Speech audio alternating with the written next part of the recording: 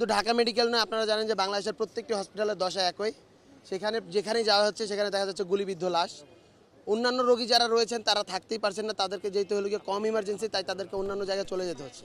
এই যে বাংলাদেশের স্বাস্থ্যখাতের ধস, এইটার পেছনে রয়েছে একটি স্বৈরাচারী সরকার।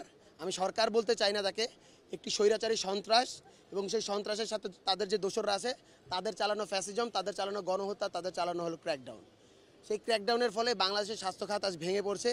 কিন্তু আপনারা জানেন যে আমাদের নতুন যে অন্তর্বর্তীকালীন সরকার গঠিত হয়েছে তারা বদ্ধপরিকর। তারা বলেছেন যে এই যে যতজন অসুস্থ হয়েছে, আহত হয়েছে এবং যারা নিহত হয়েছে তাদের দায় রাষ্ট্রই নিবে, এবং সেই সাথে যত দ্রুত সম্ভব যারা আহত রয়েছেন তাদেরকে প্রয়োজনে হলো গিয়ে সিএমএইচ অথবা যদি প্রয়োজন হয় বিদেশি নিয়েও যদি ভালো ট্রিটমেন্টের দরকার হয় সেই ব্যবস্থা, উন্নত চিকিৎসার ব্যবস্থা তারা করবেন। আমরা আজকে হসপিটালে যখন গিয়েছি দেখেছি আমাদের একটা হসপিটালে করুণ একটি চিত্র, একটি মধ্যযুগীয় কায়দায় এভাবে নির্যাতন করা হয়েছে কিনা।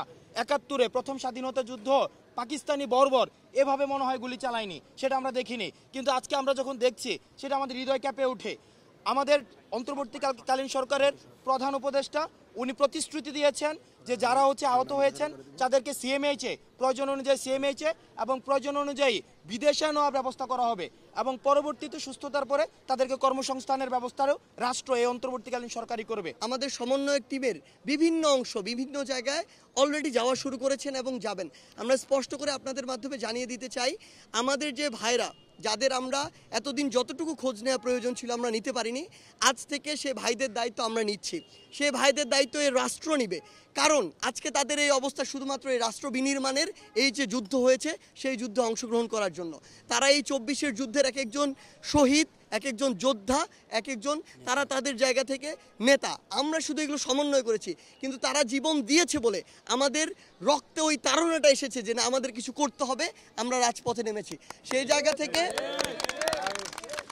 আমরা স্পষ্ট করে বলতে চাই যে আমরা বরাবরই অসংখ্য শো অফ দেখেছি রাজনীতির মাঠে। আসলে যে আশা হয় কয়েকজনকে দেখে চলে আসা হয়, আমরা সেটি করতে আসিনি। আমরা আপনাদেরকে শুধু আমাদের বার্তাটি জানিয়ে দিলাম। আপনারা এখন আপনাদের জায়গা থেকে এইখানে যে ভিড়টি হচ্ছে এটি আমরা প্রত্যাশা করি না একটা মেডিকেল কলেজের সামনে ভিড়টি হোক। সেই জায়গা থেকে আমরা ছোট্ট করে টিম ভাগ করে দিব। ওই টিমগুলো নিজেদের দায়িত্বে তাদেরকে ওয়ার্ড হসপিটাল ভাগ করে দেওয়া হবে, তারা যাবে এবং ওই যে লিস্টটি সেই লিস্টটি করা হবে। অর্থাৎ আমরা আমাদের কাজও করতে চাই, আবার ওখানে যারা রয়েছে আমাদের ভাইয়েরা বোনেরা তাদের যেন কোনো অসুবিধা না হয়, হসপিটালের জন্য পরিস্থিতি খারাপ না হয় সেটিও আমাদের লক্ষ্য রাখতে হবে।